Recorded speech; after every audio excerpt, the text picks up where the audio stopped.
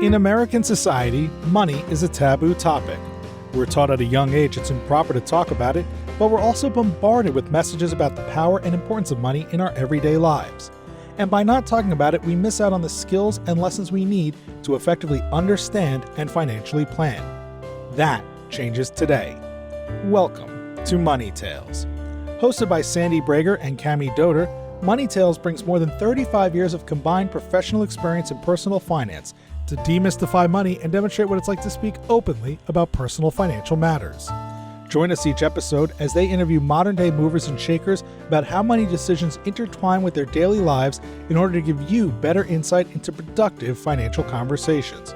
Subscribe today and register for our blog Fathom at aspiriant.com/podcasts to increase your money mojo. And now, here's Cami and Sandy. What happens when a child learns they are quote-unquote worth $80 every 2 weeks? Today on Money Tales, we speak with Melissa Ripp, an entrepreneur who reflects on how her childhood experiences, like learning the amount her dad paid in child support, deeply shaped her relationship with money. We'll explore how those early lessons influenced her entrepreneurial journey and her drive for financial independence. This conversation goes deep into the emotional side of money and the lasting impact of those early money moments. Let me tell you more about Mel. She is the founder and CEO of Peapod Marketing and PR Consulting. Mel works to elevate the ideas and perspectives of women executives and entrepreneurs. She does this by helping her clients develop an authentic platform for their expertise. Mel's also an engaging keynote speaker and a passionate Wisconsinite. Here are 3 key money topics Mel hits on in this conversation. First, how money messages she took in as a child formed her driving goal to always be able to financially take care of herself. Second, how for Mel, money spans a range of emotions from anxiety and guilt to pride and accomplishment. And third, how she's been enriched and inspired by having money conversations with fellow entrepreneurs. Mel shares that hearing "this is possible" from them has been a total game changer for her. We hope you share this episode with a friend, and please subscribe to Money Tales on your favorite podcast platform. Now on to our conversation with Melissa Ripp. Welcome to the Money Tales podcast. I'm Cami Doder. And I'm Sandy Brager. Sandy, I've got some fun entrepreneurial stories happening at my house right now. My 3rd grader, she's a baker, and she wants to sell her cookies at school to make money with her pal. Ooh, what are they going to do with this money?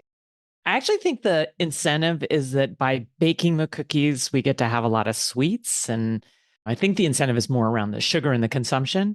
But this is the fun part because it's just great to see your children spend time with business ideas and money-making ideas. So she was, of course, we're going to make like 10 different types of cookies. It's like, well, let's stick with one. So we made one set of cookies and we went to school, and you can't sell on the campus. It's the Friday, school's let out, and they've got their baggie full of cookies and they go to sell them. And I stepped away. I want them to have this experience. It's hard to ask for money. And so next thing you know, a dad walks up with 2 little boys and he proceeds to fish in his wallet, fishes out $1, and he buys 2 cookies for his little boys. It was so sweet. Aw, so 50 cents each is what they landed on a price. 50 cents each. And then her sister, as lovely siblings can do, yells out, "Free cookies!" Oh no. All these kids come over, and at this point, they're fine just handing them out. And I said, this is a marketing strategy. You're letting everyone know how good your cookies are so that next week when we bring more, we'll sell more. Is that the plan? Are they going to make more for sale? That is the plan. And I want to share this $1 has been sitting on our counter in a little jar all weekend long. And she is so proud of this $1. That's the message there. And she made the money. She made the cookies. She sold the cookies, and she's thinking about how to promote it. I love it. That is a wonderful story and such great steps toward continued entrepreneurialism. It is fun. I'll keep you posted how the business is going. Please do. Well, I get the pleasure of introducing our guest today, Mel Ripp. It is fantastic to be talking with you on Money Tales. I'm so excited to be here. Thank you both for having me. Absolutely. Would you introduce yourself and in doing so, share a couple pivotal moments that have taken place in your life that really impacted who you are today? My name is Mel Ripp. I am a entrepreneur. I am a marketer. You can give her tips. I know it's really a beta test. The kinds of cookies people like, their response to them, and then you have a better second round because you had that beta test. I own my own writing and marketing business. I specialize in thought leadership, strategy, and ghostwriting for female founders and executives. There are a couple pivotal moments that have shaped who I am. So I think, first of all, we are all a product of where we were raised in some way. And so I was raised in a rural town, but also a tourist county in Wisconsin called Door County. If you're thinking of Wisconsin as a hand, Door County is the thumb. We have 300 miles of shoreline. It's beautiful. There are lighthouses and beaches everywhere. But it is definitely where I learned about a little something called wealth disparity. At the same time that there are a lot of blue collar service workers and contractors and builders and just a lot of blue collar people that make the county go round, there are also a lot of very wealthy second homeowners and people that you are basically waiting on in order to make your money in Door County. And so I learned that from a very young age, this very interesting dichotomy between the people that have not so much and the people that have quite a bit. That is a very pivotal moment. I grew up in a beautiful place and I now live here as well. So I spent a little bit of time away. I came back after about 12 years and now I love the place I grew up and I'm happy I get to live here. I think the second pivotal thing is I come from a divorced family. My parents divorced when I was 2. They had me what I consider to be pretty young. They were married at 19. They had me at 21. How that relates to a pivotal moment, both emotionally and from a money perspective, is that there was definitely a push-pull between my parents. They were young. They did not get along.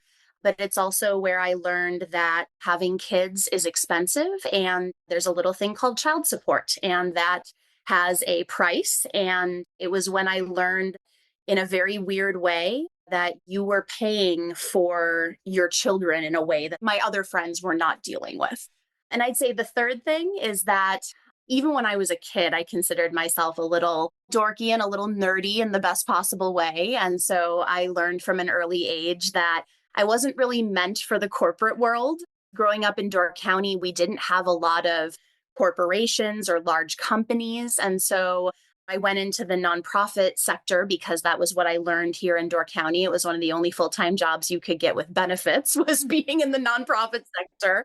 I always, from a very young age, wanted to be an entrepreneur, even if I didn't quite know what that meant. I knew that I wanted to write. I didn't know how that would happen. So I feel like every decision I have made comes from when I read my very first story to my 3rd grade class about a hyena that had lost its laugh and the steps it took to get the laugh back. Ever since then, I have been chasing and obtaining what I call the writer's high. But that has definitely paved my way, not only in terms of jobs that I've done, but also where I went to school and honestly, how I think about the world. How did the hyena get the laugh back? He met a stripeless tiger. I was obsessed with the encyclopedia. I used to do this thing where I'd open up a random encyclopedia and I'd point at something that I wanted to learn about. That's how I learned about hyenas. And I wrote a story about how this hyena befriended a stripeless tiger. They went through all of this rigmarole for him to get his laugh back. And at the end, I think it's a lesson for all of us. He did not get his laugh back, but he learned that he was special even without the laugh. You are amazing. In 3rd grade, that's fantastic. These pivotal moments were a great entree to this conversation. Really interesting idea that you realized at a fairly young age, because of child support, there was a price that you brought to the family. Could you talk a little bit more about that? I've never thought of it that way. It's interesting. My parents, for better or for worse, when they got divorced, they were young. I don't have children. I didn't get married until I was 33. I think about 2 young people stumbling through the world and having a child and then being frustrated at each other on top of all of it, and then having to go through the system of child support. And I probably knew a little bit too much or a little more than the average, maybe 6 or 7 year old should. I have a very distinct memory of being at the grocery store and my mom offhandedly saying something to me like, your dad is trying to reduce his child support and he only pays something like $70 or $80 for you every 2 weeks. I would never say that she meant to say it like that, but I think it was one of the first times where I was like, oh, I'm worth something and I'm worth $70 or $80 every 2 weeks. It does a number on you as a young kid.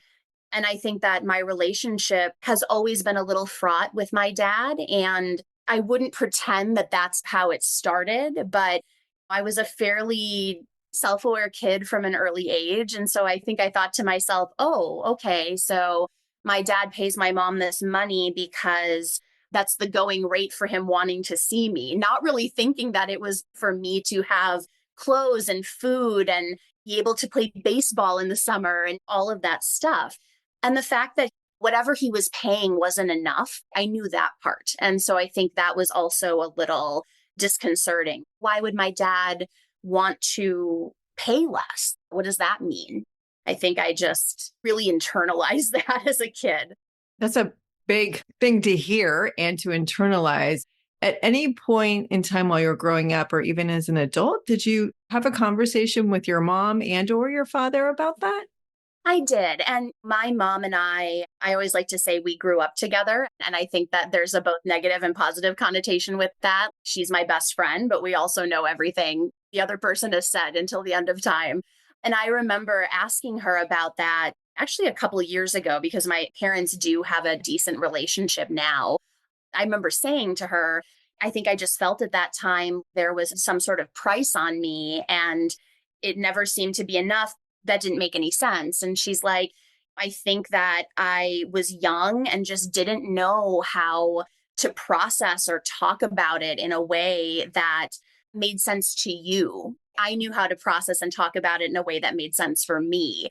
It was nice that we were able to bring up that conversation just with the help of hindsight and decades of water underneath that bridge to be able to say, I probably would have said it differently, or maybe I would have explained it to you differently. We were figuring out life together at that point, with her as a single mom and me being her only child until she got remarried. Well, thanks for sharing all that. I think what you're highlighting in this story is how important money conversations are because it's normal to hear something and to internalize it, regardless of what age we're at, and to be able to look at that at some point down the road and examine it through a money conversation to help shine some light on it that might not have been there at the original moment is so helpful. As we go back to your youth, you've learned this important lesson and you've made some internalizing and assumptions to yourself. How did that impact the decisions you made around money as you were growing up and becoming an independent adult? I babysat my cousins. I babysat for spending money when I was 11 and 12 years old. So many of my friends were like, I just knew I wanted to be a mom. I loved babysitting my brothers and sisters, and I just didn't have that feeling. The reason I bring that up is because I knew that whatever I did as an adult, I wanted to make sure that I was able to bring a child into the world and I was able to support it. That was the whole thing that I just got very nervous about. I don't ever want to be in a situation where I have a baby young and something happens like it did with my parents. I get pregnant without another person and then having to navigate that. So I think that was one of the things I knew early on. I knew that I did not want to put a young child through the same stuff that I had gone through, just in terms of the psychological and mental stuff that I went through as a kid, just thinking I wasn't good enough because my dad only having me certain days and then the whole child support thing. And so I just wanted to make sure that I wasn't bringing a child into the world with that or with a chance of that, not knowing that those things happen. My parents did not make a conscious decision to have a baby and then break up. That wasn't part of the plan.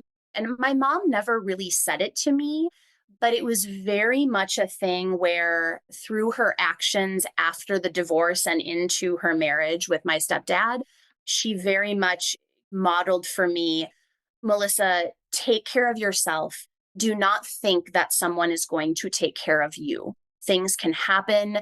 Divorce can happen. People walk away. And so make your own money, make it as soon as possible, and make enough of it so that you'll be okay. And that was something that was instilled in me. Even if my mom, I don't think she ever uttered that.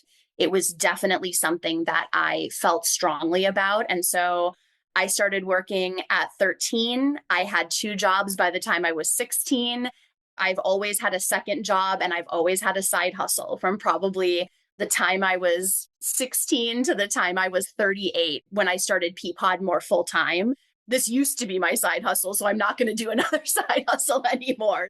And Mel, you've done that. You work hard, you diversify your income streams, but you did from a very early age wanted control, to be an entrepreneur. What was that feeling back when you were a kid, when you think about it? And what does it mean to you today? Money is control to me. It's control and it's freedom. I have this weird financial tick, and maybe other people do too. But since the time I was 16, I have made expansive lists of things that I want to buy. And I wish I could show you my meticulous 16-year-old penmanship. I want these 15 things from the J. Crew catalog. Besides being a meticulous list maker, I've always been a meticulous budgeter. And it will happen a couple times a month where I made more than I thought this month. And so now I have to rebudget again, make sure that I'm able to pay my bills. And, I can put this in my investment fund this month. I just have pages and pages of handwritten notes about, I know I have this much right now. How much can I save? How much can I spend? What goes to bills? And that's something that I have been doing probably since I was 16 years old. It's always been a control thing. At first, money was a way for me to buy the Doc Martens that my parents couldn't afford or didn't want to buy. And then it became a situation where I could control the outcome. I knew I couldn't control so many other things in my life, but I could control how much money I was bringing in and then how much I could spend or save. So money has always been a control mechanism for me, sometimes to my detriment. It sounds like you've created systems to help you be in control of money. And I'm wondering, Mel, are there ever times when you feel like money is in control of you? Yes, constantly. Puff Daddy has that song, Mo Money, Mo Problems. I remember always rapping that at 13. It's 100% true. As my revenue of my business has grown, as my net worth has grown, and it's really weird for me to still say I have net worth. That's just something I was never taught as a kid or even as a young adult. It's that worth thing again, but in a completely different and very positive way.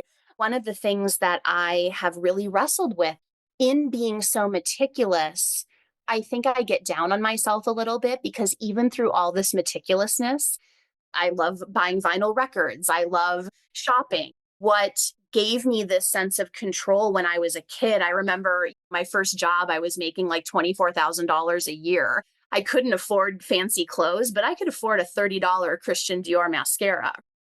What kind of helped me have control at the beginning part of my money journey has now given way to this weird ether of space between guilt and I deserve these little treats, but what I'm writing on my little piece of paper doesn't allow me to have those treats, but I don't care. I'm going to get them anyway. It's very strange. I'm always feeling this odd combination of anxiety and guilt and I deserve and pride in what I've been able to accomplish from a financial standpoint.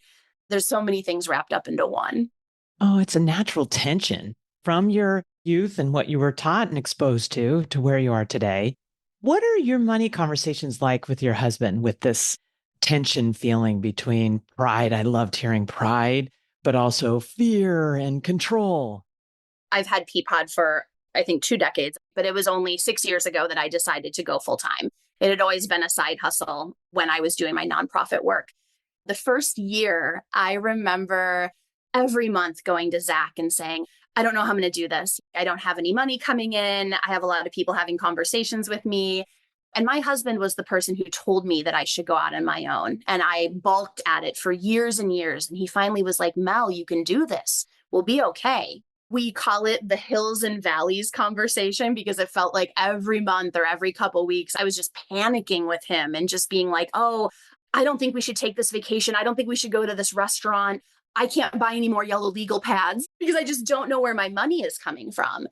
As I've gotten into my business, those peaks and valleys have become fewer and far between. It's just more of like a steady stream, which is fantastic. I do make more money than my husband, which is something that he is comfortable with in a way that I don't know if I would be if I was on the other side of that equation. I know that there's just a lot of gender roles and things that money causes and plays. And I'm always super upfront with Zach about what my business is doing. Obviously, my business revenue is different from my own revenue. I pay myself a salary. The $250K that I make a year is definitely not all mine. I'm super honest with him.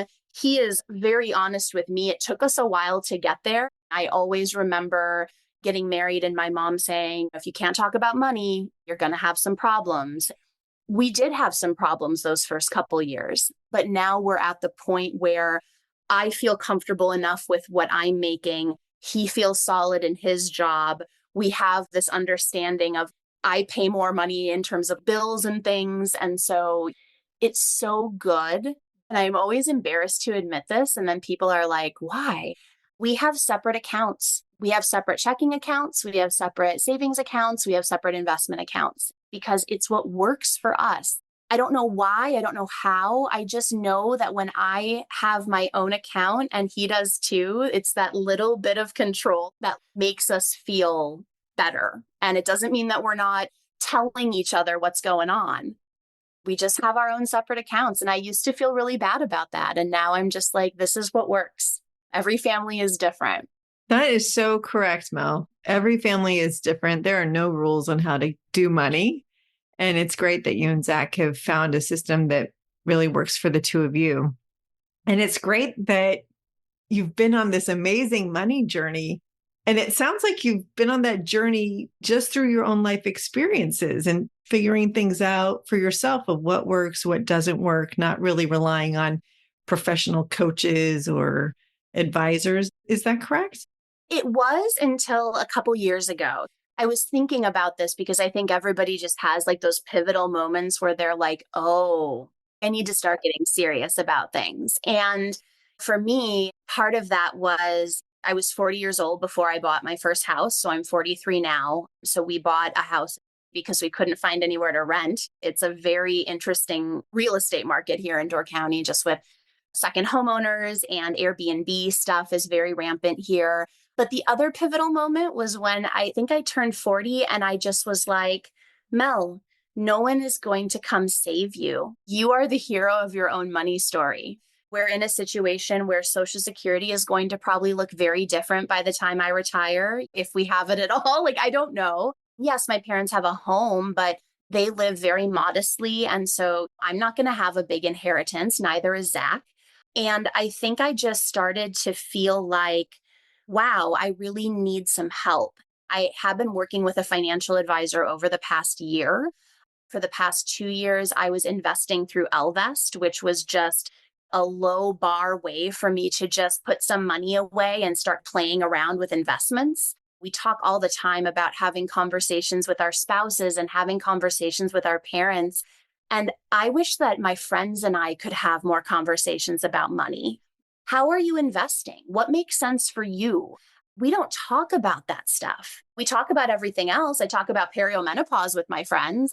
My friends have talked to me about infertility challenges that they've had. But when it comes to money and how we're investing it, I don't need to know somebody's net worth. I don't need to know how much you bring home every year. But if there is something that's working for you, could it work for us too? And if it doesn't, is there an introduction that can be made to an advisor? Or I feel like so much of the information I've found because I'm an elder millennial who grew up with the internet.